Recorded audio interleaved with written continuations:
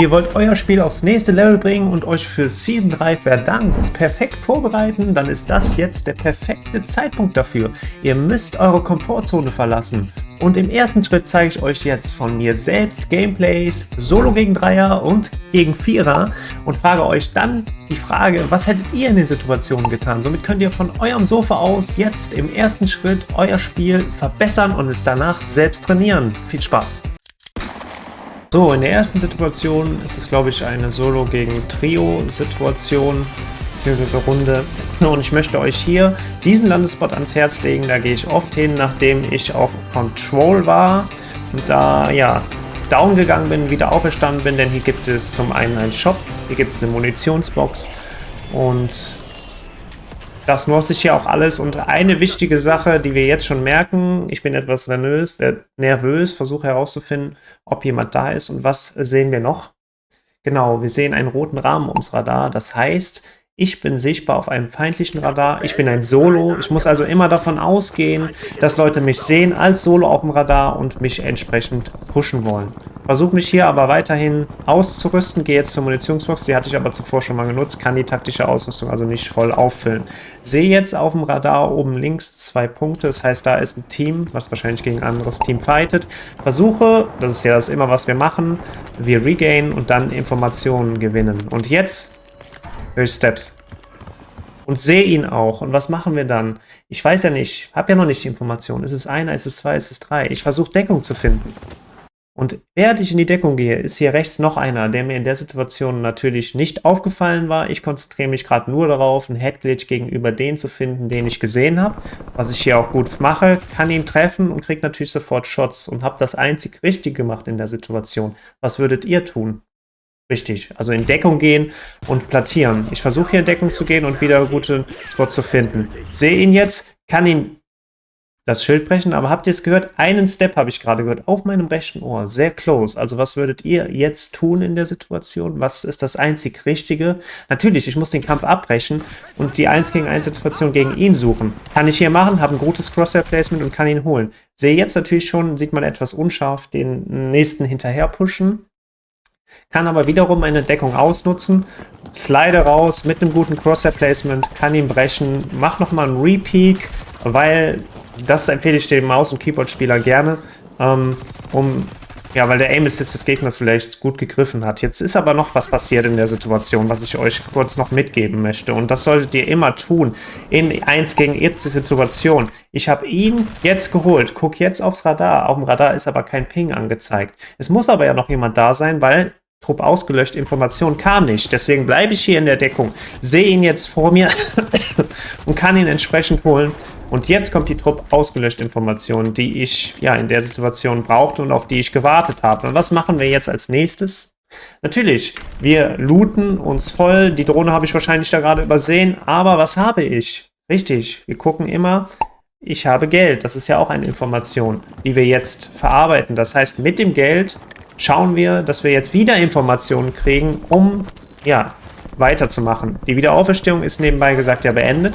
Also sollte man jetzt erst recht Informationen haben, um richtig sich positionieren zu können. Und was sehen wir jetzt auf dem Radar? Wir sehen zum einen hier oben links wird gekämpft. Könnte ich eine Third Party machen, aber was ist natürlich viel wichtiger?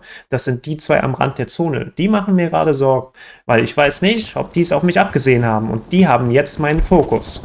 Und ich sehe hier sogar jetzt beide. Und was wollen wir ja immer? Wir wollen 1 gegen 1 Situationen erzielen. Und das ich hier ganz einfach machen kann, indem ich mich einfach ein Stück nach rechts bewege, sodass diese Person hinter der Kante verschwindet. Und somit kann ich ihn sogar finishen. Mich neu plattieren und ist auch kein schlechter Spieler, wie wir sehen. Und währenddessen versuchen, die Information zu kriegen, wo der Letzte ist. Er war nicht rechts. Kann ihn also links sehen und entsprechend holen. Gib mir jetzt die Chance, dich zu einem besseren Spieler zu machen und abonniere den Kanal und aktiviere die Glocke, um keine Videos mehr zu verpassen. Nächste Situation, neue Runde. Ich lande gerne in Control, landet immer am selben Spot. Einfach steigert das die Wahrscheinlichkeit enorm. Ich habe das verkackt, in dem Fenster zu landen, versuche jetzt das Beste daraus zu machen, versuche mich hier unten zu plattieren, nehme alles, was ich kriegen kann. Dieses Teil hätte ich eigentlich mitnehmen können, egal. Ich spiele auch gerne mit Türen in so einem Fall, weil ich wurde ja gerade beschossen. Also ich weiß, hier unten ist irgendwo einer und oben ist ein Cluster. Wichtige Informationen. Deswegen kann ich hier die Zipline eben nicht nehmen, weil ich ja dann in den Cluster gehen würde. Sehe ihn hier, breche aber den Fight jetzt ab. Warum? Weil er steht im Dunkeln. Ich kann ihn kaum sehen. Er hat mir gute Shots gesetzt. Ich habe ihm zwar auch gute Shots gesetzt, ich halte mich aber blitzschnell dazu, den Kampf abzubrechen, mich zu platzieren. Und jetzt ist der Cluster weg, ich höre oben Shots. Das heißt jetzt, was ist jetzt? Genau, jetzt machen wir die Third Party. Jetzt ist der richtige Moment, um eine Third Party zu machen. Und wir sehen jetzt, dass sich das auch auszahlen wird. Ich komme hoch, kann direkt 2 Leute knocken und auch holen. Ihn lasse ich auferstehen, damit ich den Kill kriege. Jetzt ist die Wahrscheinlichkeit aber auch da, dass sich eine Third Party wiederum an mir vorgenommen wird. Ist noch nicht der Fall, dass gleich jemand die SIP hochkommt. Damit rechne ich gerade sehr fest. Das passiert jetzt auch. Kann ihn holen. Und jetzt passiert die Third Party mir gegenüber. Gut gemacht. Direkt hochgesippt, direkt hinterher. Konnte ich nichts machen. So, und jetzt kommen wir zu der Situation, die ich eben meinte. Ich lande, nachdem ich auf Control Down gegangen bin, gerne hier. Und was fällt uns sofort auf? Zum einen hatte ich schon Geld, als ich runtergekommen bin und habe jetzt noch mehr Geld. Also perfekte Situation, um mich schnell zu regainen. Den Kollegen sehe ich natürlich jetzt noch und denke mir, den kann ich vorher mitnehmen. Brauche halt die Waffe, ey. SVD. Das ist wahrscheinlich mein zweiter Kill mit der Waffe. Die spiele ich eigentlich nie. In dem Fall hat es sich angeboten. Ich habe Geld, kaufe mir natürlich jetzt einen Lodi. Und wenn ich den Lodi gezogen habe, kann ich direkt zur Munitionsbox gehen. Aber erst, wenn ich den Lodi gezogen habe, weil ich damit dann auch meine taktische Ausrüstung wieder voll auffüllen kann. Was wir hier auch machen. Und zack, ging es super schnell. Ich bin wieder voll einsatzbereit und habe sogar auch noch ein wenig Geld, um mir eine portable Drohne zu kaufen. Jetzt ist aber was Wichtiges. Und jetzt frage ich euch, was macht man jetzt? Wir sehen auf dem Radar, wir haben einen Prezi, der auf mich geht. Und wir haben einen Waffenping. Also es ist ja höchstwahrscheinlich, dass der Waffenping mich gesehen hat und den Prezi auf mich setzt. Aber ich spiele die Situation leider völlig aus. Ich habe es nicht verstanden. Ich habe nicht regelmäßig aufs Radar geguckt. Wie wir hier sehen, suche ich jetzt hier einen Fight gegen ihn auf dem Dach und bin völlig offen gegen den, der hinter mir sein muss, der den Prezi auf mich gesetzt hat. Und die Tatsache, dass der Spieler den Prezi auf mich gesetzt hat, und das ist das, was man mit der Erfahrung dann auch so ein bisschen mitnimmt und ein Gefühl für kriegt, zeigt mir ja, dass es gar nicht so guter Spieler sein kann. Denn eigentlich gehen gute Spieler so vor, die nutzen den Prezi nur, um jemanden aus, sag mal, einem Highground oder einer übermächtigen Position zu locken oder um jemanden zu finishen. Aber so mitten offen auf mich drauf ist ja höchst unwahrscheinlich, dass er mich damit trifft. Ganz im Gegenteil, er verrät Informationen, die ich mir hätte zum Vorteil machen können. Habe ich nicht. Aber meine Vermutung liegt richtig. Level 29, nicht allzu erfahrener Spieler. Und ich bin also gegen einen nicht allzu erfahrenen Spieler umsonst down gegangen, wenn man so will. Jetzt bin ich wiederum in der Nähe eines Shops gelandet und versuche mich ja wieder zu regainen. Immer das gleiche Spiel, regainen, Informationen, planen, umsetzen, also regainen, Informationen sammeln und dann Kills machen, wenn man so will. Was macht man jetzt? Er ist runtergekommen, ich sehe auf dem Radar einen Ping. Push ich oder push ich nicht? Ich push ihn. Falsche Entscheidung, aus meiner Sicht. Ich komme rein, es sind 2 Leute vor mir. Ich versuche den Fight direkt abzubrechen. Einzig richtige Entscheidung. Wegrennen, plattieren, immer in Bewegung bleiben, immer plattieren. Kann hier gute Shots setzen. Komm hier wieder weg. Kann nochmal gute Shots setzen. Ja, kann tatsächlich einen holen. Und den Fight hätte ich vielleicht sogar suchen können, weil ich ihn ja low geschossen habe. Renne aber stattdessen weg. Aber man sieht, man muss auch einfach hartnäckig sein. Immer wieder wegrennen. Immer wieder auferstehen. Und mit Köpfchen spielen. Immer versuchen, mit Köpfchen zu spielen. So, und hier kommen wir zum Endgame und da möchte ich das euch auch nochmal näher bringen, wie wichtig es ist, eine Power-Position zu haben. Ich habe hier frühzeitig mich um die Power-Position kümmern können, also ich bin in die Mitte der Zone, sehe jetzt auf dem Radar, dass der unter mir ist, kann hier also beruhigt aufs Dach gehen. Nichtsdestotrotz wird mir das Dach noch zu Verhängnis, aber dazu gleich mehr. Also, aus der Power-Position könnt ihr am Ende immer viele Kills machen, indem ihr einfach die Leute abfangt, die viel zu spät rotieren. Ich habe hier Highground, ich habe den perfekten Überblick. Ihr seht, ich kann auf die Leute schießen, auch wenn ich jetzt nicht mehr viele Kills mache. Ich glaube, selbst ihn schaffe ich hier leider nicht zu holen, aufgrund zu schlechten Aims in dem Moment. Da hat wohl das Warm-Up gefehlt. Übrigens, guckt mal auf meinen Channel, da habe ich euch gezeigt, wie das perfekte Warm-Up aussieht. Hier Steps. Jetzt ist wieder eine Drohne über mir. Und einer fliegt über mir. Ich muss natürlich auch davon ausgehen, dass ich längst angesagt werde, auch wenn unter mir sehr viel los ist. Jetzt kriege ich Shots vom Wasserturm. Ich sehe ihn sogar oben drauf. Er springt jetzt aber runter und ich kann ihn währenddessen holen. Und damit war das für mich erledigt. Fataler Fehler, denn man muss immer noch davon ausgehen, dass da vielleicht noch einer ist.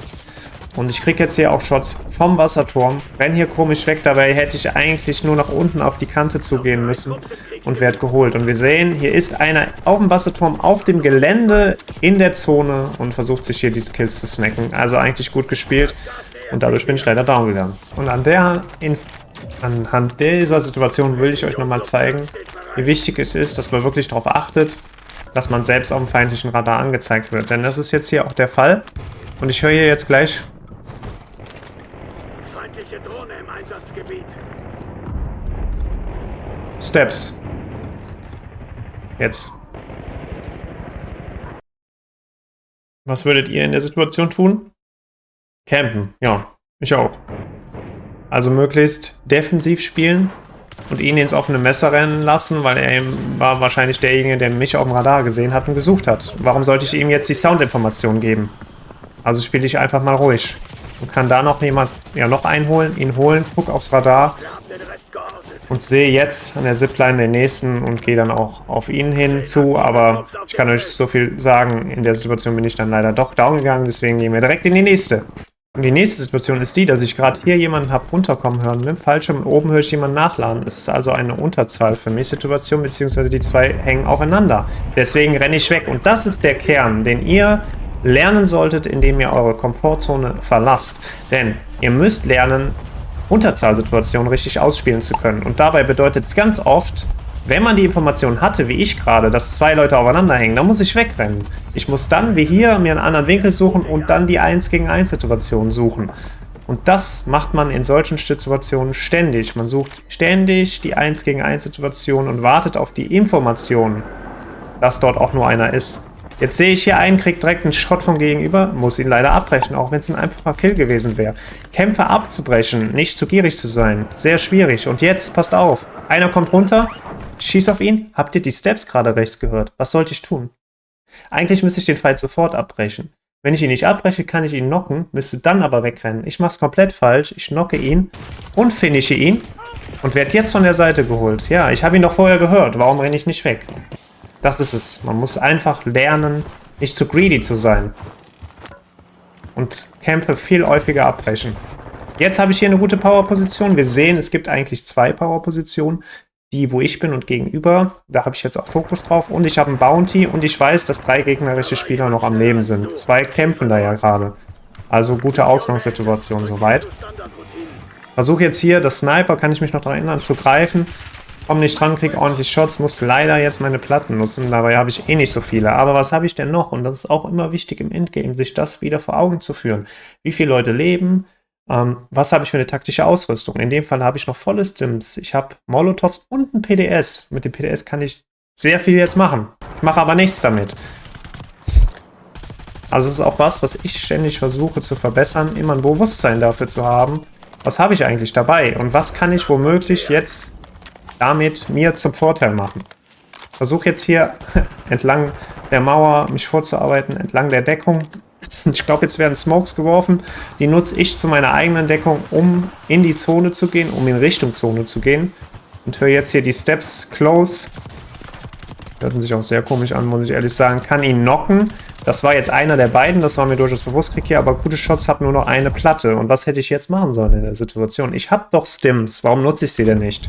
Habe ich nicht, konnte mich trotzdem hier ganz gut bewegen und die First Shots gegen den Gegner setzen. Und das ist immer so wichtig, immer ein kleines Zeitfenster schaffen, indem man einen kleinen Vorteil hat.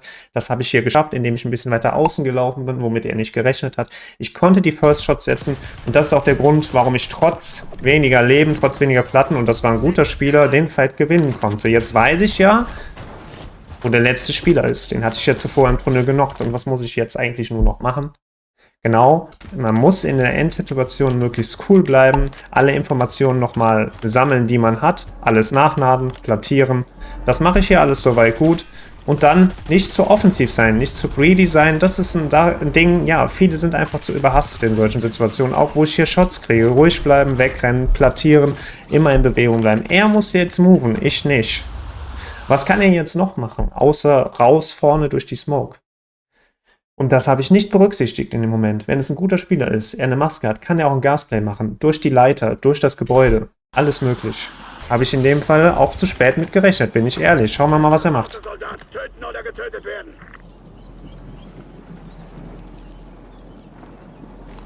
Jetzt höre ich die Leiter. Er ist also tatsächlich hinten die Leiter hoch durch die Zone. Sehe ihn jetzt, kann mich aber sofort in Deckung bewegen und dann ihn auch beschießen. Er hatte offensichtlich keine gemacht. Ein bisschen Glück für mich, aber es bleibt immer gefährlich. Vielen Dank fürs Zuschauen. Wenn ihr jetzt wissen wollt, was der Unterschied zwischen einem Amateurspieler wie mir und einem Pro ist, dann klickt jetzt unbedingt auf dieses Video.